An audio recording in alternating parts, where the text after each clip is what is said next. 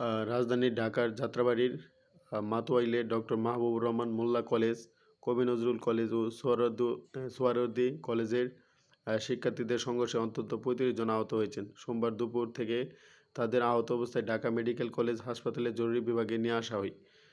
বাংলাদেশের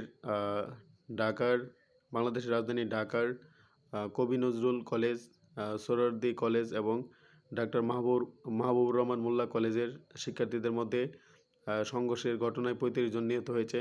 আমি এই ঘটনার তীব্র নিন্দা জানাই এবং বাংলাদেশের মধ্যে যাতে শান্তি স্থাপিত হয় সেই জন্য আহ্বান জানাই। বাংলাদেশ সরকারের মাননীয় প্রধান উপদেষ্টা doctor Mohammad Yunus, Asif Mahmud Sajib Bhuiyan, Nahid Islam, doctor Asif Nazrul, doctor Salahuddin Ahmed, doctor Wahid Uddin Mahmud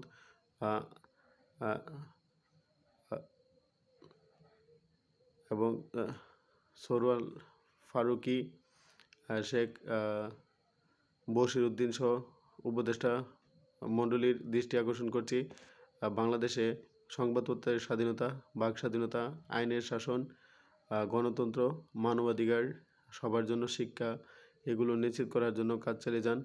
বিশ্বের সকল জীব, সকল প্রাণী